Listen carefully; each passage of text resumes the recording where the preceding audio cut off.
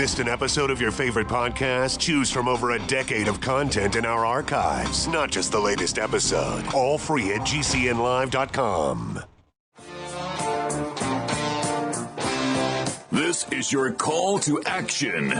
Get prepared, America. Economy, survival, energy, disasters. This is USAPrepares.com. Informative radio, educational radio. Interact now by emailing instructor@USAPrepares.com or text at 434-390-7953. Class, please take your seats. Now, your instructor, Vincent Finelli. Everyone all set, cocked, locked, blissed. Dr. Shealy, are you blissed? Have you ever seen me when I'm not? I have not seen you unblissed. Never. Not when you're here at the farm, not at your clinic, not when you're doing a seminar, not on the pistol range. You're always blissed. Well, you know something, Vince? Be very honest. At almost 86, I feel as good as I did when I was 26. Mentally and physically. Yeah, I have the same energy. Yeah. And, okay, so for those who are listening and want to reduce their age by 60 years, what do you attribute that to? It's a whole bunch of things, of course. You know, I wrote a book back in 2005 called Life Beyond 100. And I went to 42 cities promoting that book. And interestingly, hundreds of people came to hear me. And I found that Freud the Fraud had one correct statement. Most people have a death wish. Now, that's a horrendous thing to say, but he's right. And, you know, Eric Burns said most people set the cause and time, age of their death early in childhood. And so when you look at the fact that 40% of children are born out of wedlock, and the divorce rate is 50% today, so that up to possibly 40 or 50% more have a great trauma in the first 7 years of life, it means that roughly somewhere between 60 and 80% of people are unhappy all their life. Unfortunately, I knew your mother very well, and I know you and Sandy, and I can say that you obviously had a good childhood, as I did. Mm-hmm. We were both very, very fortunate. Well, I often say I did not have the courage in this life to choose abusive parents. Yeah. Well, I had nurturing parents, and that's the key to life to start with. But once you've got that, then what are you going to do with it? Well, me, yep, go ahead. Very, very interesting point. And I remember my dad wanting me to listen to talk radio. And this was back in the 1960s. There was a guy by the name of Brad Crandall. He's since passed on. And I didn't want to really listen to talk radio because, you know, I'd rather listen to rock and roll. Okay? Well, my dad said, well, just try it. Just try it. And so I did. And, you know, that's how my dad taught me things. He would say, well, here, I can expose you to this, and then you've got to take it from there. You know, I guess the old expression, you can lead a horticulture, but you can't make her think. You know that? Right. So he would, or you can lead a horse to water, but you can't make it drink. He exposed me to a lot of things and let me try them, and so did my mom. And I think that was a very, very valuable thing. And we've done the same thing with our children. It seems to work pretty well. So I had a question for you on the same line of thinking, how parents raise their children. And so I was at a restaurant, Dr. Shealy, and I don't go to them very often, but I was invited out by another couple, and there were others there at this restaurant, and I felt so out of place. So out of place. Now, this was not a fancy restaurant. It was just a You know, it wasn't Burger King, it wasn't McDonald's, but it was where you could either sit down or take the sandwich out. It was kind of a sandwich joint, hamburger joint. And what I noticed was Mrs. Finelli and I were way out of place, because we didn't have cell phones. Now, at every table as I looked around, it appeared to be husbands and wives, boyfriends and girlfriends, couples. Somebody at the table, whatever table I was looking at, was on a cell phone, either texting, mostly texting, while they were having dinner with other people. And I thought, how odd we are, because we're, the couple we were with weren't doing it, and we weren't doing it, but everybody else was. How odd.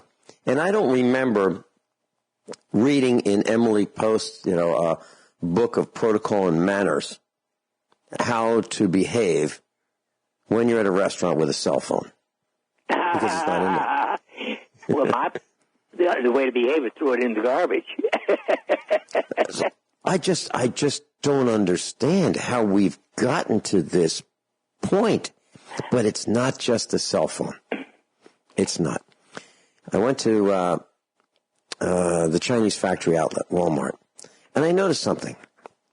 And Mrs. Finelli said, and pretty soon my car is going to be an antique, my new car, my 1996 Mercedes diesel. It doesn't have any rust. It doesn't have dings and dents, and it's in really good shape. And I was parking in the back of the back. I mean, like way far away from the front doors of Walmart. And Mrs. Finelli said, why are you parking up here? And I said, well, it's gravity. Because all these carts are going to run downhill. Just look at all these carts that people have just left wherever. Now, they have cart returns, plenty of them. They're all over, but obviously they're not in the right place for other people to leave their carts. And when I see them, I'll grab one or two carts. Two's about the most I can handle comfortably, and I'll return somebody else's cart and my cart because they're too busy, I guess, to return their own carts. And then I saw something to add. It's all part of the same discussion. It deals with cell phones. It deals with shopping carts.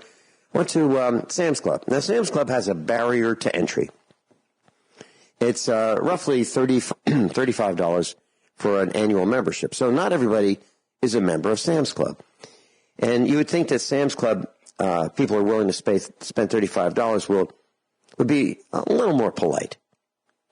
Well, that's not the case anymore because people have left their shopping carts everywhere at Sam's Club as well. And I was pulling out of my parking space, and this guy was next to us, and he had his two shopping carts. And I was pulling out, and I stepped on the brake, and Mrs. Finelli said to me, don't do it. Don't do it. I said, why? She said, well, we don't have time for this. And what she meant by that was, don't tell this guy, yo, you left your shopping cart right there where it can run into other people. Right, see over there? Look, just look right there is a shopping cart return. She didn't want me to say that. So for once, I did not.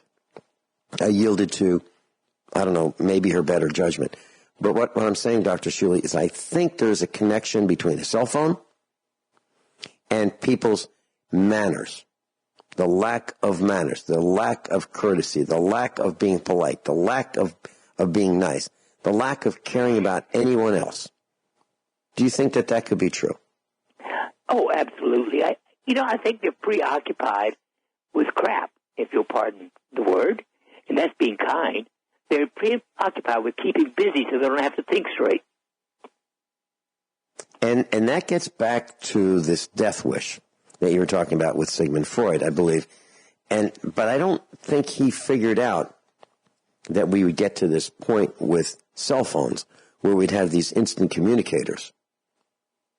And I really think it is to our own detriment. For example, we don't have to read a map anymore. Heck, anybody who's in the business of starting a map company has lost his mind, right? I mean, right. Who's going to buy a map today? Who would know how to read one? I'll bet you we've we've stopped teaching as much about map reading in the public training camp as we used to, because, heck, we don't need one. All you need to know is where you're going, and your phone knows where you are, and it can connect those 2 points and tell you how to get there. I still use a map. I do too, because I want to see, a lot of times I want to see the big picture. Not only do I want to see the micro picture, street by street, but if I'm traveling 1,000 miles, I want to see the big picture. I want to see through which states. I want to know how to get around Illinois, where they don't allow guns. I need to know these things. But I really feel that we have put our minds in park because it's too hard to think, which is what you were saying. It's too difficult to figure things out. And I know it's difficult to figure things out. That's why we've left innovation to the Asians. Right? It's too hard for us to figure things out, so let's let them design cars. Let's let them figure all this stuff out. Absolutely. Oh, well, can't all be perfect like us, but they could try. So you went to a conference, Dr. Shealy, right? You went to, right? Didn't you just come back from a conference? About, actually, a week and a half ago, going to another one this weekend. Okay. The one in Phoenix was about American Indians. There are 20 tribes in the state of Arizona. And for one of the rare times in history, they're all going to agree on setting up a series on an Indian reservation throughout the country of health, medical clinics with all kinds of alternatives. So 20 Indian tribes in Arizona have agreed that this is something that they should undertake as a collective. Is that what you're saying? Yeah. Okay. And from what I understand is that will be untouchable by the other team. Is that correct? By government. Theoretically. Yeah, that's what I mean. In other words, keeping the federal and state government out of their affairs.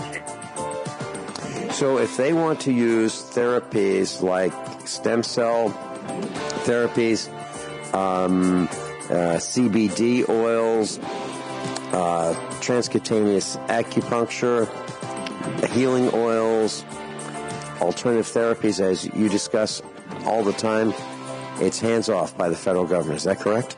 Yes. Wow. That's a big deal. Dr. Norman Shealy is with us, medical doctor, and we're going to use the term Indian in this class because, well, Dr. Adam Fortunate Eagle. Hey, Vince, what? Reminder, you and I already have. Have what? Idiot. We have been adopted. Yeah. Yes. But what I'm saying is that the term Indian, we're going to use that term in this class because, well, Dr. Adam Fortunate Eagle is an Indian, and Chief Cloudpiler is an Indian, and they've used those words. So I thought, when I was younger, the word Indian is what we used, and then it was, now you can't use that, you have to say Native American, and now we're back to Indian, because that's the term that I used when I grew up. So, well, me too, and I thought it was great respect as well. Absolutely. And so here's what I've learned, Dr. Shealy. There are 29 states in the United States that have Indian casinos. Alabama, Alaska, Arizona, California, Colorado, Connecticut, Florida, Idaho, Indiana, Iowa, Kansas, Louisiana, Michigan, Minnesota, Mississippi, Montana, Nebraska, Nevada, New Mexico, New York, North Carolina, North Dakota, Oklahoma, Oregon, South Dakota, Texas, Washington, Wisconsin, and Wyoming. Those states have Indian casinos where the Indians run them. Now, the other states don't have them, but some of them may have them soon. So it's off limits to the federal government, as I understand, in terms of the operation of these casinos. Well, now what you're talking about is that the Indians can have they have clinics right now. They have federally recognized clinics, and also the federal government. Let's see, the Department of, how does this go? Indian Health Service, IHS, is an operating division of OPDIV within the U.S. Department of Health and Human Services. And the IHS is responsible for providing direct medical and public health services to members of federally recognized Native American tribes and Alaskan Native people. So it looks like the federal government is responsible for providing some health services to the Indians. But what you're talking about is outside of that, right? The Indians are going to provide health care for themselves and others who want to be treated outside the medical approved system, federally approved system. Is that correct? That is correct. Now you realize how significant this could be. Mm-hmm. Mm-hmm. Because it sounds like you don't have to go outside the United States to get the treatment that you may want, right? Yes. In fact, it could stop a lot of the migration, if you will, of people going to Mexico and Switzerland and other places to try to get medical care they can't get in the United States because of our blank government. Mm-hmm. Can you give us some examples, Dr. Shealy, of the kinds of treatments that could be available should the Indians decide to offer them? Well, there are a wide variety of cancer treatments that are used in Mexico especially, but other places around the world. And, there is no circumstance under which I would try any conventional medical treatment for cancer. But there are a number of alternatives that I would consider, and I would, want it to be in this country at least. I don't want to have to go out of the country I don't speak the language, to travel, but other things too. Even in treating pain, the alternative to narcotics. I don't want narcotics. I mean, even after I've had surgeries, the first thing I say when I wake up, don't give me any of that crap. Mm-hmm. And I don't want the first dose, and I don't want the lasting and the ongoing dosages. So, basically, in other words, I think that all alternatives that are known to be safe should be usable. There's a doctor that I heard out of Mexico, and it's just over the border, and he had alternative cancer therapies with treating with oxygen, putting oxygen in the colon, taking a hot tub, kind of a whirlpool bath, getting the skin hot, and then going into a bag up to the head, pumping oxygen in, and food. We'll talk about that in a minute. So I used to listen to shortwave radio, and I've heard on shortwave over the years a guy by the name of Dr. Dunsbach. His name is Kurt Dunsbach, Kurtdonsbach. And he was an unlicensed chiropractor, and he used to talk about alternative medicine, but he's been arrested. So he went to Mexico and started a clinic in Mexico, alternative therapies. And, there were some questions about it, and the authorities didn't like him because he was talking about using oxygen as a cancer treatment and using a specific diet of avoiding sugars and so forth as an alternative cancer treatment. And he claimed that he had success, but the thing that happened with his patients, Dr. Shealy, is they would be like just about dead when they came to his clinic, and they would want a miracle. So it's pretty tough. And they didn't say, I just was diagnosed with cancer, let's get going. It was, I've tried everything else and nothing worked, and here I am, that kind of a thing.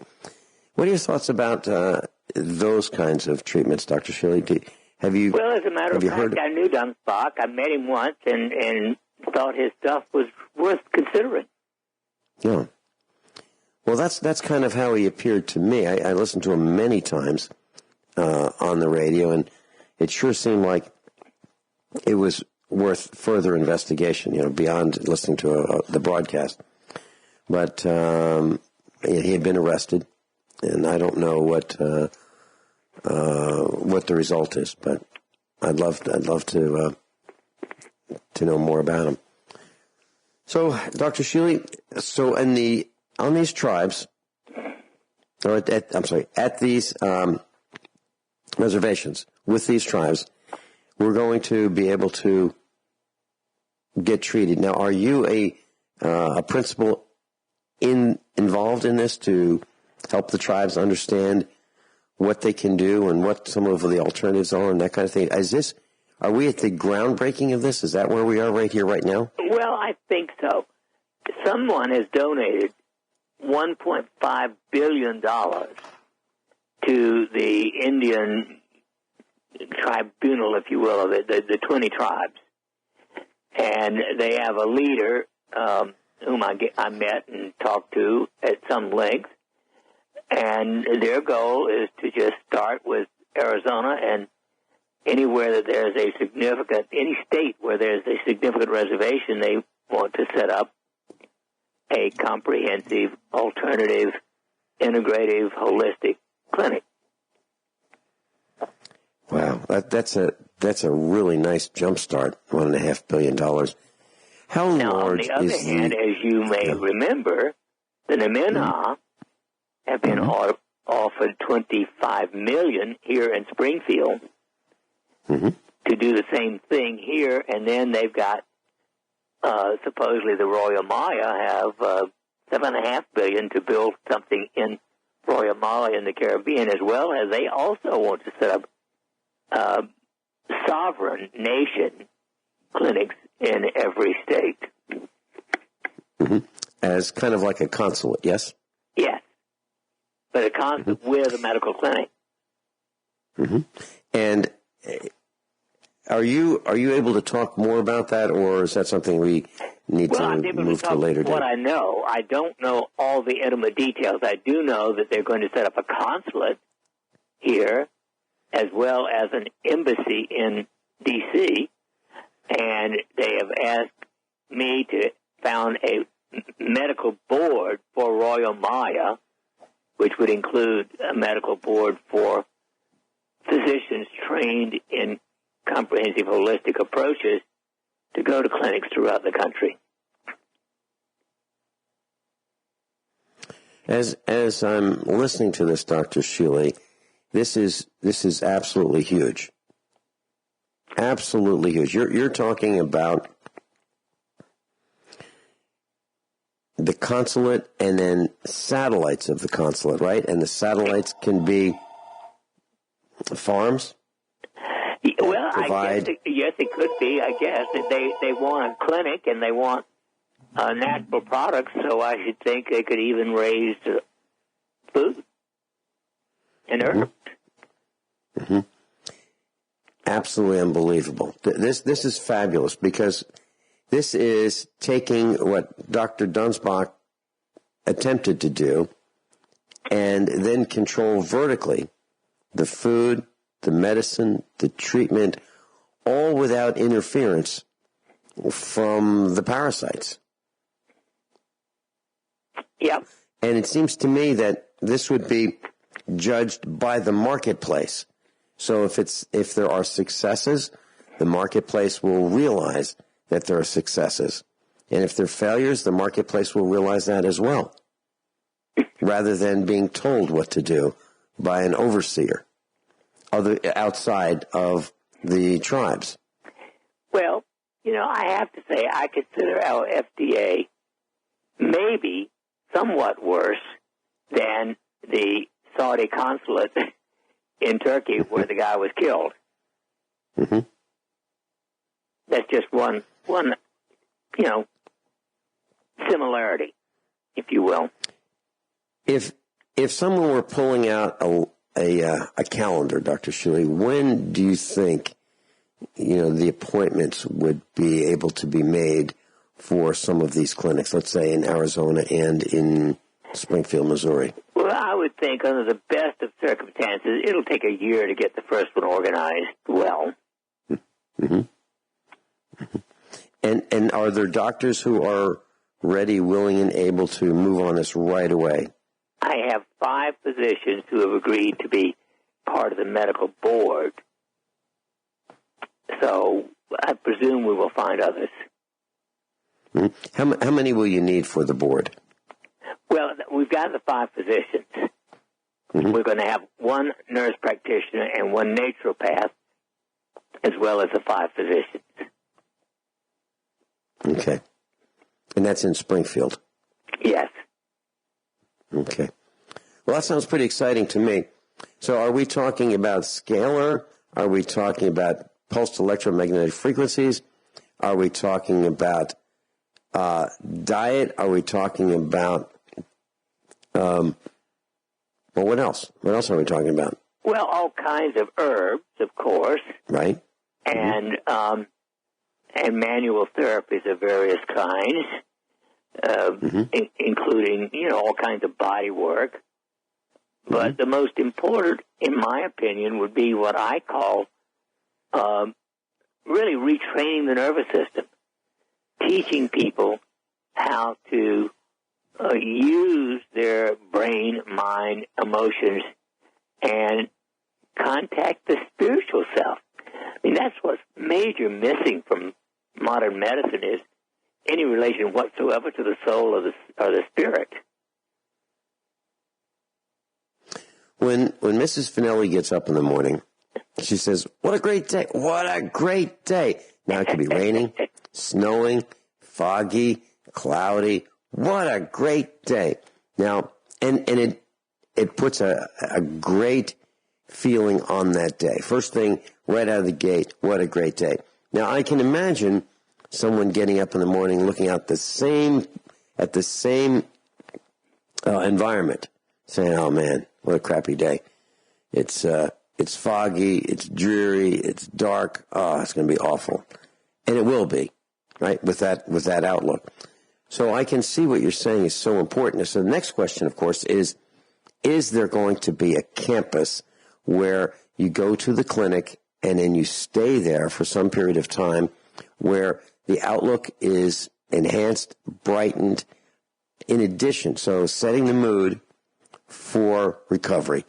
Is that going to be part of your vision, Dr. Shealy? Well, yes, it would have to be, I think. I don't see how you could have it without that. So now it sounds like life on the farm. It sounds like what a neat experience, moving the patients to the environment where they're on a farm and they get to see nature. They get to see nature in full glory, full bloom, the animals, the trees, the fields, the sunshine, all of that camaraderie. And I can see that there's going to be an exhaustive personality test, if you will, to become part of this. So if a person is not cheerful all the time, that person's not going to be able to work there, right? Right. Well, it'll be the exact opposite of going to the Division of Motor Vehicles office, that's for sure. That's not. I love what you're saying. Yeah. Or Merciless Hospital. Yes. So that was really neat. And so that was your first conference. And what's the next one? Well, this weekend I'm going to Boston, where I will do a workshop on Blueprint for Holistic Healing for the Associated Research in Life, the Edgar Casey Group. And after Saturday, which I do that in Woburn, actually outside of Boston, I fly to Newark, New Jersey, where on Sunday I do a workshop for the Metaphysical Center of New Jersey on Conversation with Geophysicians Encounter with Heaven. Okay, so the Edgar Casey one, which is first, can you give us a highlight of what you'll be doing there? Yes. And, what kinds of things you'll be saying? Well, Edgar Casey was known as, quote, the sleeping prophet.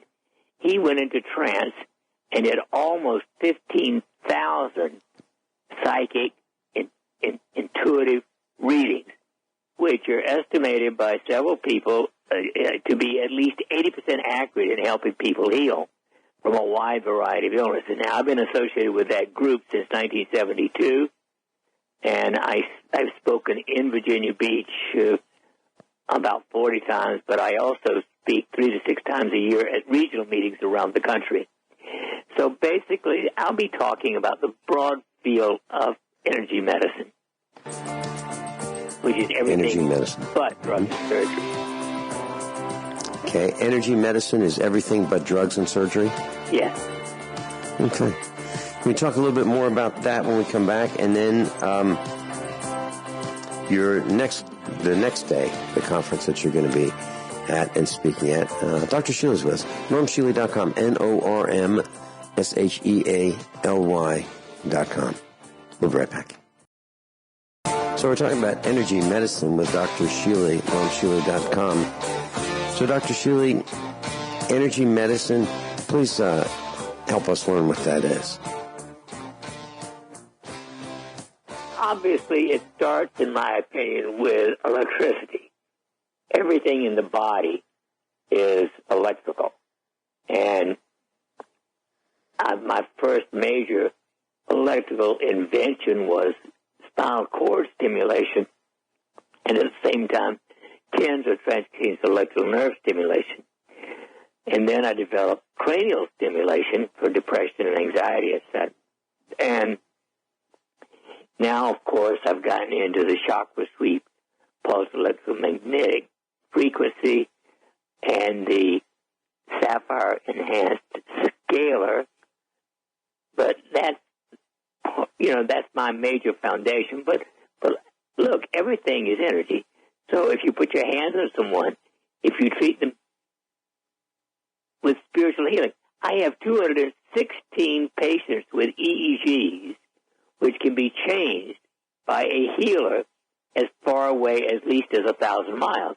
The EEG can be changed within seconds from a healing, sending energy to Springfield, Missouri. So that means, Dr. Shealy, that you've measured this and you are absolutely convinced of this, correct? 216 cases, that's pretty good series. And I can do that from outside the room now. I never tried it from 100 miles or more away. But people who, have the right attitude, and that's what a spiritual healer is. A person truly who is personally not involved in emotional, self-aggrandizement, if you're just the idea of helping people. Mm-hmm. I have 15,000 letters that were sent to Olga Worrell, the most studied spiritual healer in history. She worked for 35 years at Mount Washington United Methodist Church in Baltimore. And I knew Olga very well, and I inherited, because she had no children when she died, a number of her things, including 15,000 letters from patients who wrote to her about their healing. Fascinating. And how did she do this, Dr. Shealy? What was her... She said all she did, literally, most of the time, it was less than a minute. She just put her hands on the shoulders or the top of the head and prayed for God's healing. That's all she did. Hers was the first one I measured EEG back in 1977. She was 60 feet away in a different room, and we measured the EEG of a patient, and I was in the room with the patient, and the recording was halfway between us, and when she sent healing to 12 different people, it changed their EEG. All of them? It changed all of them? All of them. Every one of them. Mm-hmm. And so with this EEG change, what was the result in terms of the body? So the EEG said there was a positive change. What did the body say? Well, one man who had severe pain, pain was gone totally. Another man who had had pain for 23 years, pain was gone totally. So most of the time these were patients with pain. So freedom of pain was the biggest one. But actually one of the patients that I saw Olga personally touch, and again, just a minute at the most, was a woman who had breast cancer coming through the skin. It was black, necrotic, dead tissue coming through the skin. A month later, her cancer was gone. How does the government feel about this? Well, they haven't tried to intervene, to my knowledge, with ministers doing spiritual healing. But obviously they don't endorse it. Mm-hmm. It works. Why would they endorse it? They don't endorse anything that works if they can. Mm-hmm. Mm-hmm. How about your next seminar that you're going to be at right after this one? Well, that's the one in Boston this weekend. This weekend I do two, one in Boston, or Woburn, and one in New Jersey. Newark, New Jersey. Right. Okay. And then, let's see, a week later, I go to Orlando for the Academy of Comprehensive Integrative Medicine. And about 10 days later, I go to Houston for another ARE conference, similar to the one in Woburn. And then the last one of the year is in Las Vegas, the 15th of December, where I report on our use of hemp for narcotic addiction. And Dr. Shealy, are any of these seminars available to those who are listening to us right now? Well, the one in Orlando. Everyone all set? Cocked, locked, blissed. Here we go. Hour number 2 of USA Prepares. Dr. Norman Shealy's with us. Dr. Shealy, I went to GCNlive.com, and I wanted to see how well we're doing today. GCN has a total of 85 broadcasters.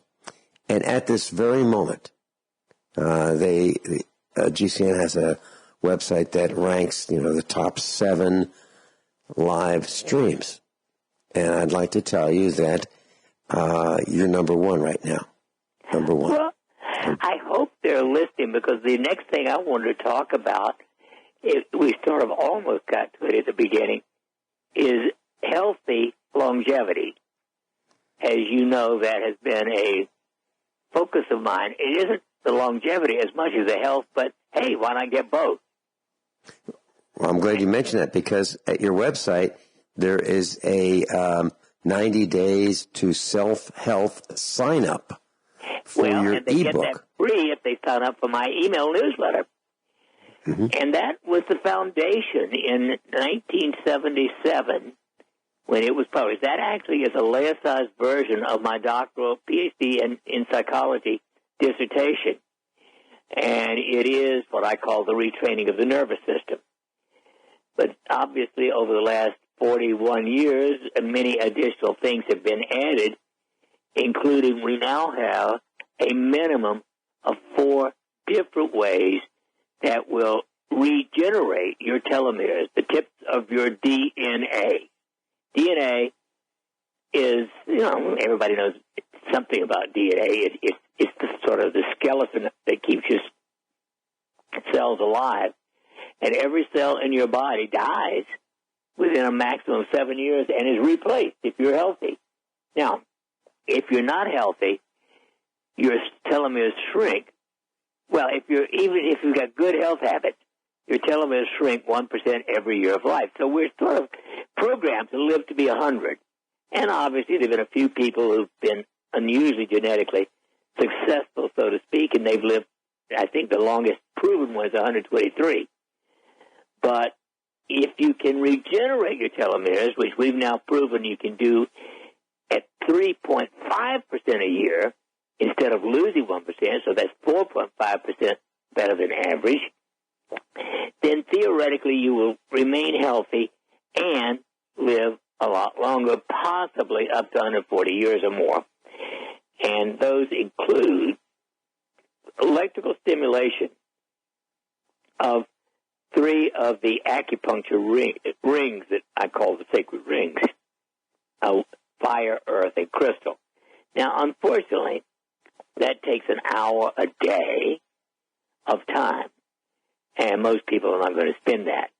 So that's one of the reasons that I came up with the bliss oils, so you can do the same thing with fire, earth, and crystal bliss, which takes a minute and a half a day.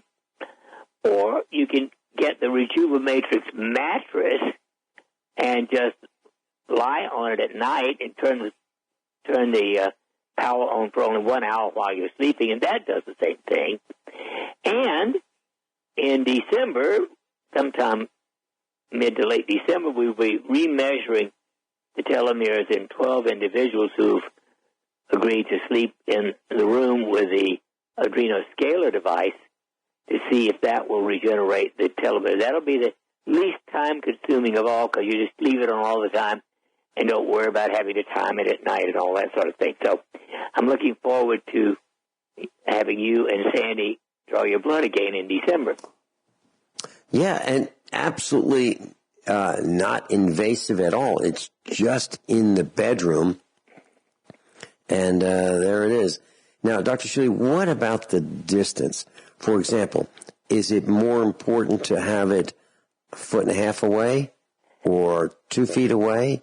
Those kinds of things. Well, I think theoretically it's good for up to 25 feet, but wow. I want it as close as possible. So mine is about 2.5 feet, 2.5 to 3 feet away from the level with the top of the bed is where I think it might be ideal. Okay. Have you looked at any measurements for the directivity of the antennas, of which there are 4? Well, theoretically, it comes out and broadens its field the further it gets. In other words, it's sort of like a movie projector. It broadens as it goes out, and theoretically goes at least 25 feet. Mm-hmm. But whether you're 2 feet or 6 feet from it, we don't know. Okay. But we know in the room where we measured all of the stress-reducing chemicals, we had 4 in a room that was maybe 40 feet long at the longest and maybe 16 feet wide. And we had 4 of these devices, and people were sitting around the room at various distances from those. And it worked well for just being an hour in the room to have a beneficial effect on your stress reactions. Mm-hmm. Okay. And as we get into cooler and cooler weather, summer, we might sleep with just one sheet on. And now, as it's getting cooler, we have a comforter on the bed and the sheets. So is there a negative effect of absorption by the comforter? I don't think so. We know that theoretically this can go through the wall. Okay. Now, what happens to it, this little machine or device that we have, when it goes more than 25 feet, I don't know. Whether the power falls off, we don't have any way of measuring. But we do know that it works when you're in the beam, so to speak. Okay. So the idea is of this class, to describe it, it looks like a plexiglass frame where you can see the electronics, and on top of the electronics is a layer of crushed sapphire crystals, and it's all encased in this plexiglass type frame that tilts back at about 2 or 3 degrees. So it's kind of like a freestanding picture frame that you would have, on your nightstand or your dresser or wherever you might have a flat surface to have it stand up by itself. So that's the device that we're talking about. Okay, I'm looking forward to this. I'm looking forward to finding out. Well, yeah, I'm eager to. And we've got 12 people who will be having their blood retested between December and January. So we will know by mid-January the results of the scalar for telomere regeneration. Have you since you will have had those results plus the results of the previous study with the bliss oils, the sacred rings, that study, what would happen if both were used, Dr. Shealy? I knew that was coming up. Now, let's suppose we did the rings with electricity, the Shealy tens, with the bliss oils, the rejuven matrix, and the scalar. Do you think they would regrow 4 times, 3.5% a year? We might be gaining, 16 years of regrowth every year. That's pretty neat. Can you give us a hint as to what is happening with your drug addiction study. Do you have any feel for that at this point? Well, that you can is wonderful. Share? We are getting fabulous results. You know, the average person, the average drug addict, narcotic addict, had well over 40 symptoms and a craving, you know, on a scale of 0 to 10, a craving of near 10, a weird nightmares near 10 out of 10, and night sweats near 10 out of 10.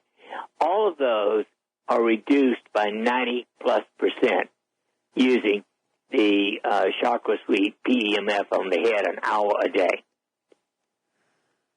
And they can do this while they're playing cards, having dinner, talking with each other, watching a movie on a flat screen.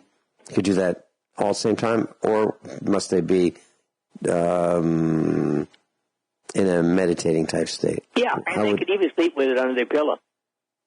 Wow. Another non-invasive, painless, and very safe. Wow. And have those in the study mentioned anything about their cognitive abilities? Have they said that they can focus better, they can learn faster, they can... All of those things. In fact, the judge called 3 of them in for some follow-up, and she just looked at them and said, "My heavens, you look different. What have you been doing?" And one of them said, "Well, we're in a research study. We're not supposed to talk about it." Mm-hmm. And she said, "I command you to tell me about it." So they told her what it was, and she said, "Oh, that's okay. I know Dr. Shealy." But she could actually see just in their appearance that they look different. Mm-hmm. Very interesting. So I can see how society is falling down. People don't seem to care very much about how they look, how they appear. It is sloppy, me first, careless about everybody else. And I'm wondering if this will pick those in the study up so that they are not like that. Well, I believe it will, but obviously this is going to require a several year study. But we've finished 6 months.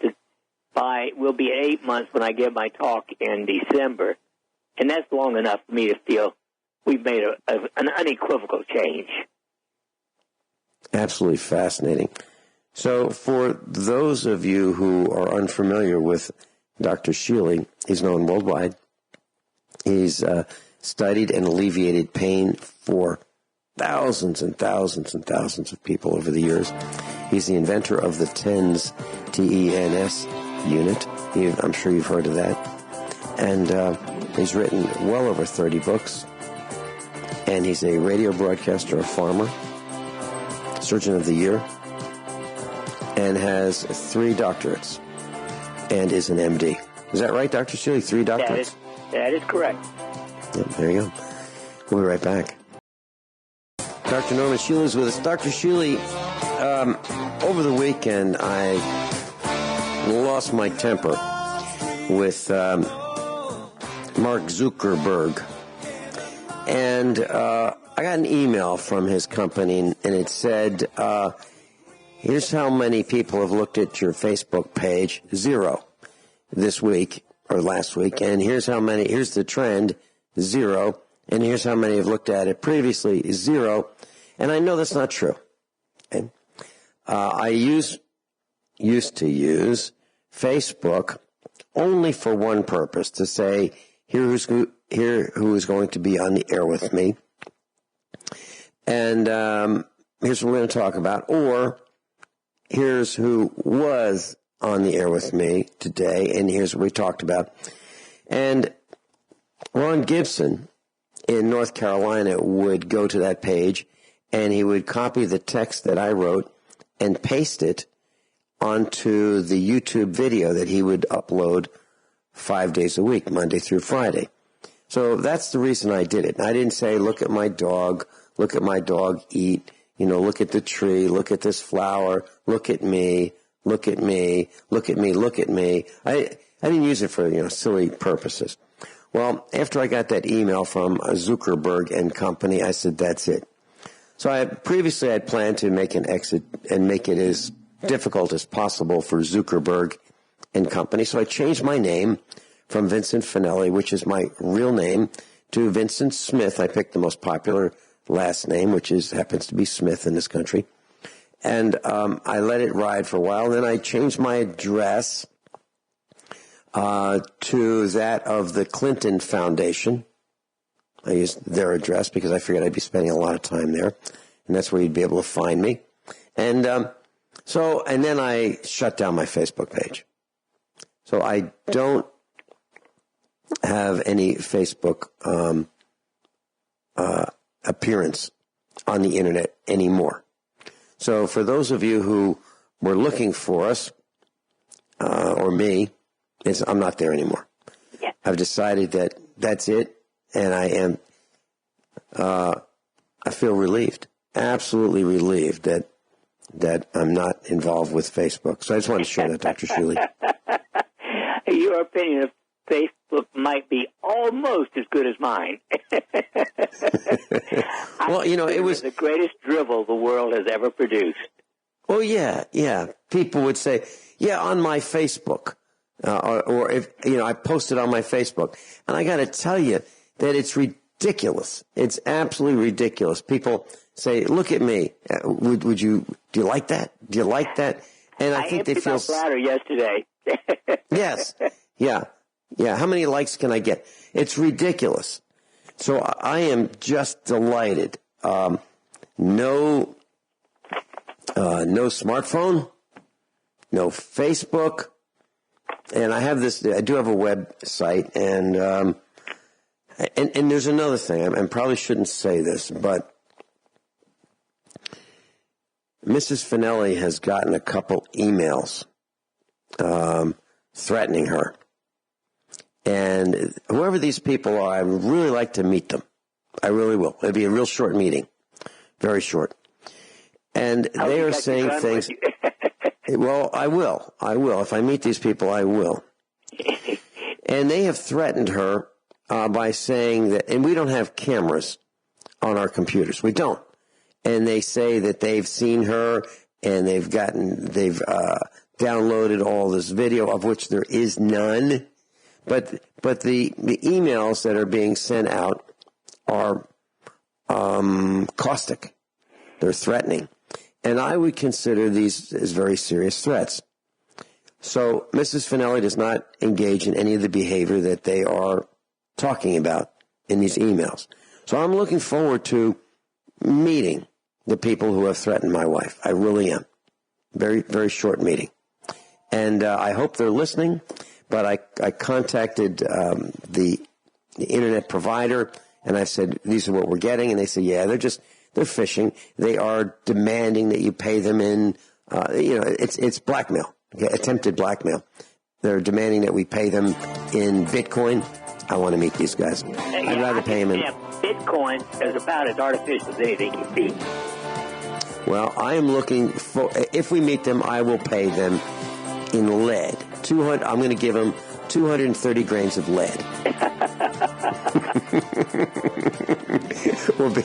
We'll be right back. Dr. Norm Shealy is with us, and I've been asked, I got an email about Mike Ma and having a little get-together with Mike Ma on Friday for those who are interested. And we've been trying to round up between 10 and 25 people for this, have a meeting at a restaurant. And Mike would teach survival skills, things that you probably haven't seen or heard anywhere other than Mike Ma teaching them. And so, for example, and this is fiction I'm giving you. So the scenario is, okay, the news reports that there's power outages. The water is spotty. There's smoke in the distance in the city. And you hear some random gunfire. And you've been told that martial law has been declared. And no one is reporting to work. Nobody. What are you going to do tomorrow? Okay, so that's what you hear today. What are you going to do first thing in the morning? So, what's your plan? And, that's part of the discussion. So everything goes south. What are you going to do? How do you develop a three-man militia? We've got some phone calls here at the farm, but I've said if you're interested and if we have enough people, we'll have an event. It'd be this week, in Springfield, invitation only. So you'll have to contact us, and the way you do that is send an email to instructor, INSTRUCTOR, at usaprepares.com or Vincent at usaprepares.com. The cost is $50. All of the money will go towards securing the room, paying for your dinner, which is included, and the balance goes to Mike Ma. I don't want anything for this, and I will be there. Okay, it will be in Springfield. The location will be told to you on the telephone. You will have to give me your name and your phone number so I can call you and tell you about the details. So it's invitation only. We're not going to have any surprise visitors, no surprise guests. It will just be, those of you who have been requesting to meet with Mike Ma at a restaurant, in the back room of a restaurant. So that's how it's going to be. There'll be no cell phones, no video, no audio recordings. Okay. So if you're interested, Vincent at USA Prepares or instructor at USA Prepares, send me an email today. We're closing down this opportunity today. We're not going to drag it out any longer. If you're interested, you need to let us know immediately. Okay? So that's the event. And Mike and I and a number of us are limiting our appearances. We don't want to do it too much anymore. We just don't. And I don't like these. I don't like being photographed. I don't like the cell phones everywhere. People pick up their cell phones and they're at restaurants and they've got them up, and I don't know if the camera's on videoing me or whether they're taking a selfie or whether they're texting. I don't know what they're doing, but I don't like it. So I'm going to be appearing less and less and less. Dr. Shealy, do you have any thoughts about that? Do you allow people to video you in your presentations and so forth? Well, I do. As long as they're not close to my face, I don't pay any attention to it. I just detach. Mm-hmm. However, I think it is what I find most socially impolite is people actually receiving and sending text messages while they're down in the audience listening to me talk. Now, that I consider an insult. Mm-hmm. Why are they there if they can't keep away from that blank, dumb phone? Well, I absolutely agree, and I stopped going to meetups. I would say, look, no cell phones. I posted it on the door, and people would still have their cell phones. And the point is, why are they there? Why are they there? Why are they there? If they're going to be, in constant contact with others. Do they allow it at movies? I don't know. But I think if I were paying to see a movie and there was some guy or gal in front of me constantly on their cell phone, with the screen lit up and I'm looking at the movie, over their head, and there it is, that screen in my face, I'd be pretty frosted. And even, Dr. Shealy, even doctor's appointments, they have to say, put your cell phone away. I can't believe it. You get 7 minutes with a doctor and people have their cell phones out? What are they thinking? Makes no sense to me. Makes absolutely no sense. Well, most people's activities make no sense. Look, 45% of all food is eaten at McDonald's, and it's clones. And that's junk. I just soon eat pig slop. That's probably better for you than McDonald's. Dr. Shealy, I read an article that said it had all those fast food joints listed. It had Steak and Shake. It had McDonald's, Wendy's, Hardee's, Carl's, all of them, all of them. And it said all of these have antibiotics in the beef, all of them. Yeah. Mm-hmm. Yep. So you were absolutely right. Do you want to go to McDonald's where it's clones? I don't think so. Well, there's a device, Dr. Shealy. I'd want to go there when it's closed.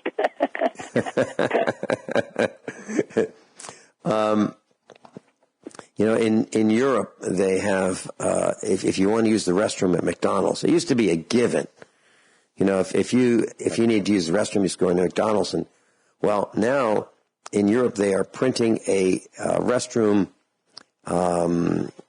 lock code on the bottom of your receipt. So in my case, if I went to a restaurant, first thing I do is I go into the restroom. I want to see how neat the restroom is, because if the restroom's sloppy, it's a given to me that the rest of the kitchen and everything else is going to be sloppy. If they're not paying attention, they're not paying attention anywhere. So I go into the restroom first. Now, if I can't go into the restroom, I'm not going to eat there. So at McDonald's, they figured out that you have to eat there before you can go to the restroom. So you got to buy your food before you can, and have a code on the bottom of your receipt in order to use the restroom. So that's just one more reason not to go to McDonald's. And I guess that's because they're finding people are camping out and shooting up and, you know, those kinds of things in the restroom. There's an article that I was reading on dailymail.co.uk, and this is for the lazy. This is for someone who wants to have the results, allegedly, of doing 20,000 sit-ups, but isn't interested in doing 20,000 sit-ups. So what they have is this electrical zapper, they're calling it, a muscle zapper, and they claim it's a breakthrough in medical devices. It's launched in a number of United Kingdom clinics this week, and it says that the EM Sculpt, capital E, capital M, small letters SCULPT, can cause over 10,000 muscle contractions a second. And they say that this, if you just strap this thing on, it will do the same thing as sit-ups and push-ups and that kind of thing. Dr. Shealy, what are your thoughts? Well, I don't like the idea. It sounds to me horrible, to say the least. I mean, I think moving is what you need to do. Yeah, I agree with that. I mean, so they've got physical activity. They've got a picture of this semi-pretty gal lying down on her back, and she's got this thing. It looks like a ventilated dish attached to her, strapped on with a elastic Velcro strapped onto her tummy, and I'm sure it's giving her electric pulses. They also show it strapped onto her butt. And I guess that, you know, fixes any defects that one might have in their posterior.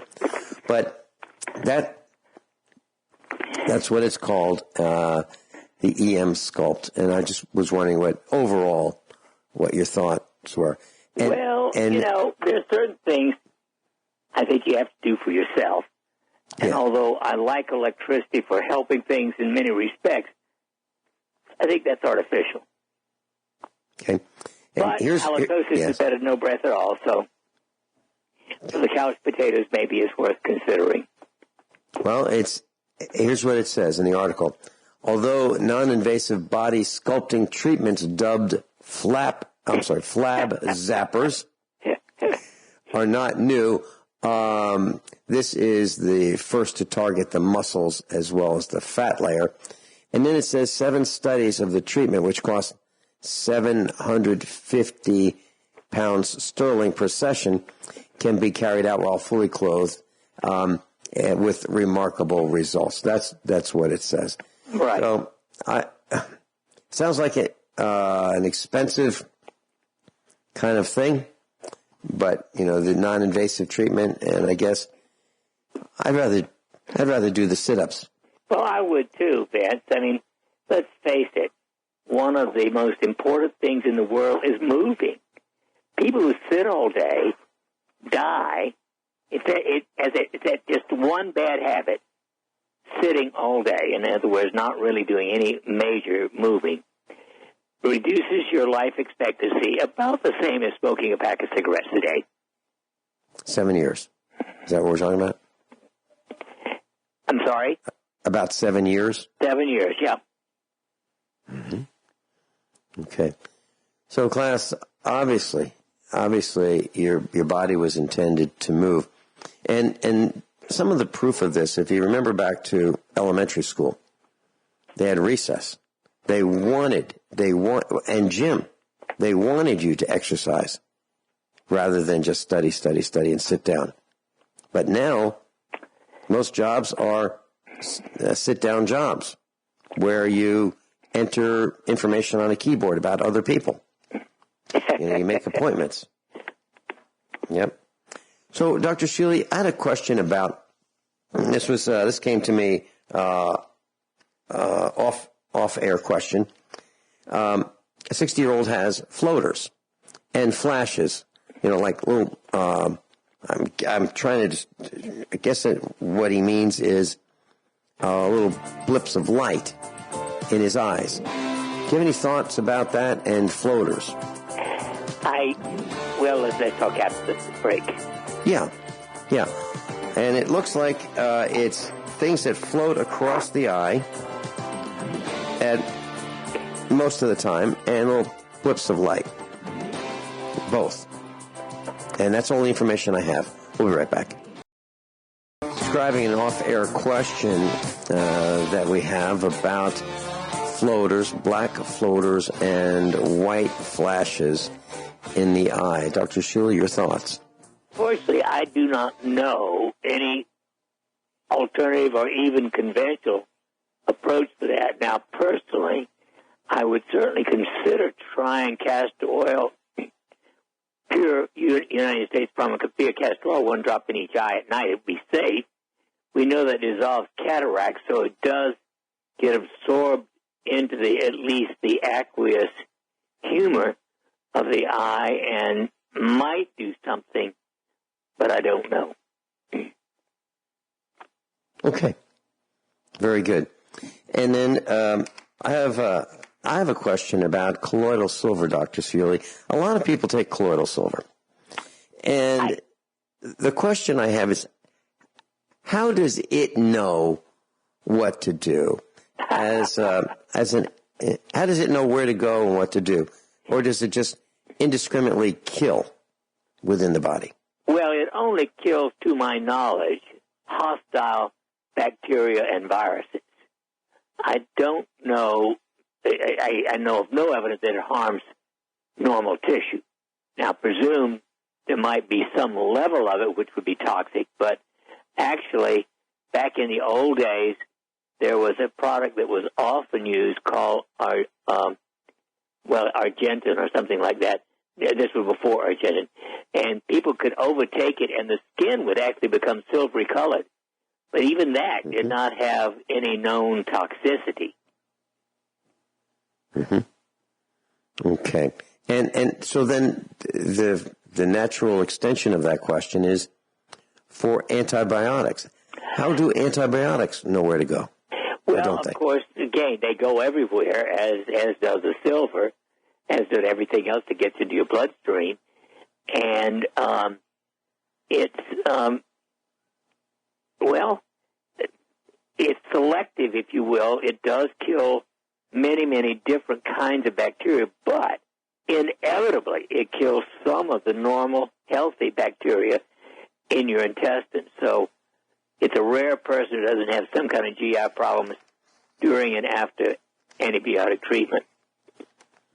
Okay. So if a person is taking antibiotics once, let's say every 2 days, every other day, should that person take probiotics in between, or will that interfere with the antibiotics? Well, no, I strongly recommend probiotics, away from the antibiotics. Let's say you're taking antibiotics 4 times a day. Well, 2 hours in between, ideally you could take probiotics. And I was taught that by interns when I was a senior medical student 60-plus years ago. Okay. And how about yogurt? How about we talked about blue cheese before. What other probiotics would you recommend a person take if on antibiotics? Because antibiotics are prescribed almost like candy. Yeah, but back when I take it, the only one on the market was Lactinex, which is actually just lactobacillus. But now there's a dozen or more different probiotics, and so I consider the best one over the counter and in the grocery store to be plain Greek yogurt. It has 8 different strains of probiotics. And then there's a capsule made by NOW company called G as in George, R8 Dophilus, and it has 8 probiotics in it. I take 4 of those every day of my life. 4 a day. Now, do you space them out, Dr. Shealy, or do you take them all No, I take them all in the morning. Okay. All right. And let's see. I had a question about vision and vitamin B. Do you recommend for those who are sitting behind computers all day long to consider taking a vitamin B or a complex? Well, I consider whether you sit behind it or not, unless you are a farmer outside a minimum of an hour every day. Every human being, adult, should be taking 50,000, well, anywhere from 50,000 every 10 to every 7 days. Okay, you're saying vitamin D. How about vitamin B? I'm sorry? How about vitamin B as in bacon? B. Yeah, everybody Right. should take B complex, 25 milligrams. Very good. Dr. Shealy, thank you so much for being with us in class. If you want to get the free ebook. Thank you, Dr. Shealy. If you want to get the free ebook, normshealy.com. Sign up for the newsletter, and you get the free ebook. There you go. I suggest you consider that. And let us know if you want to go see Mike Ma, instructor at USA Prepares. Thank you, class.